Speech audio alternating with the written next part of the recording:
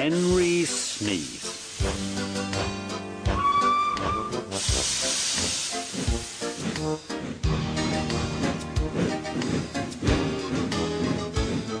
One lovely Saturday morning, Henry was puffing along. The sun shone, the fields were green, the birds sang. Henry had plenty of steam in his boiler, and he was feeling happy. I feel so well, I feel so well, he sang. Trickety-trock, hummed his coaches. Henry saw some boys on a bridge. Beep, beep, hello, he whistled cheerfully. Beep, beep, beep, he called the next moment. Oh, oh, ooh! But the boys didn't wave and take his number. They dropped stones on him instead. They were silly, stupid boys who thought it would be fun to drop stones down his funnel. Some of the stones hit Henry's boiler and spoilt his paint. One hit the fireman on the head as he was shoveling coal, and others broke the carriage windows. It's a shame, hissed Henry. They've broken our glass, sobbed the coaches. His driver opened the first aid box, bandaged the fireman's head, and planned what he was going to do. They stopped the train, and the guard asked if any of the passengers were hurt. No one was hurt, but everyone was cross. They saw the fireman's bumped head and told him what to do for it, and they looked at Henry's paint. "Call the police!" they shouted angrily. "No," said the driver, "leave it to Henry and me. We'll teach those lads a lesson." "What will you do?" they asked. "Can you keep a secret?" "Yes, yes," they all said. "Well then," said the driver, "Henry is going to sneeze at them." "What?" cried all the passengers. The driver laughed. Henry draws air in through his fire and puffs it out with smoke and steam. When he puffs hard, the air blows ashes from his fire into his smoke box, and these ashes sometimes prevent him from puffing properly. When your nose is blocked, you sometimes sneeze. If Henry's smoke box is blocked, I can make air and steam blow the ashes out through his funnel. We will do it at the bridge and startle those boys. Henry puffed on to the terminus where he had a rest. Then he took the train back. Lots of people were waiting at the station just before the bridge. They wanted to see what would happen. "Henry has plenty of ashes," said the driver. "Please keep all windows shut till we have passed the bridge. Henry is as excited as we are, aren't you, old fella?" And he patted Henry's boiler. Henry didn't answer. He was feeling stuffed up, but he winked at his driver. The guard's flag waved, his whistle blew, and they were off. Soon, in the distance, they saw the bridge. There were the boys, and they all had stones. "Are you ready, Henry?" said his driver. "Sneeze hard when I tell you." "Now," he said, and turned the handle. "Tisha! Tisha! Smoke and steam and ashes spouted from his funnel. They went all over the bridge and all over the boys, who ran away as black as soot.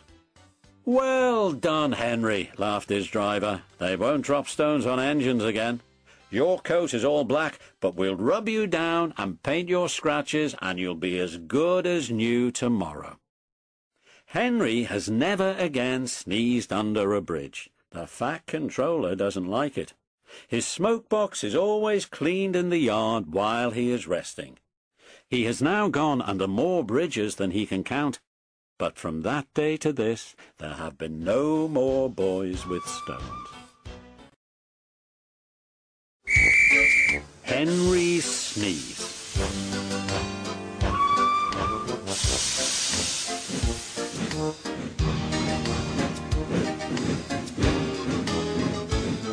One lovely Saturday morning, Henry was puffing along. The sun shone, the fields were green, the birds sang. Henry had plenty of steam in his boiler, and he was feeling happy. "I feel so well, I feel so well," he sang. "Trickety-trock, trickety-trock," hummed his coaches. Henry saw some boys on a bridge. "Beep, beep, hello," he whistled cheerfully. "Beep, beep, beep," he called the next moment. "Oh, oh, ooh!" But the boys didn't wave and take his number.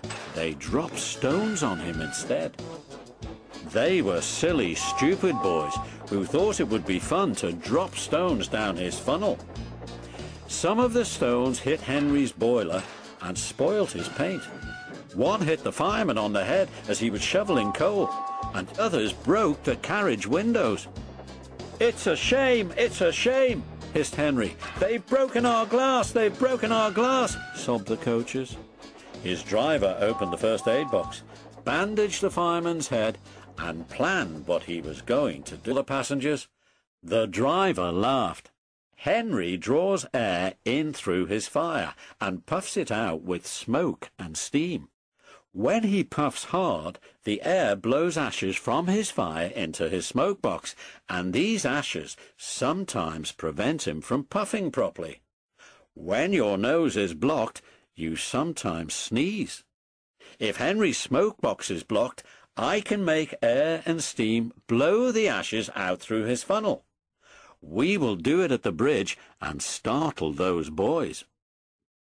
Henry puffed on to the terminus where he had a rest. Then he took the train back. Lot 2. They stopped the train and the guard asked if any of the passengers were hurt. No one was hurt, but everyone was cross. They saw the fireman's bumped head and told him what to do for it, and they looked at Henry's paint. "Call the police!" they shouted angrily. "No," said the driver, "leave it to Henry and me. We'll teach those lads a lesson." "What will you do?" they asked. "Can you keep a secret?" "Yes, yes," they all said. "Well then," said the driver, "Henry is going to sneeze at them." "What?" cried all. Lots of people were waiting at the station just before the bridge. They wanted to see what would happen. "Henry has plenty of ashes," said the driver. "Please keep all windows shut till we have passed the bridge. Henry is as excited as we are, aren't you, old fella?" And he patted Henry's boiler. Henry didn't answer. He was feeling stuffed up, but he winked at his driver. The guard's flag waved, his whistle blew, and they were off. Soon, in the distance, they saw the bridge. There were the boys, and they all had stones.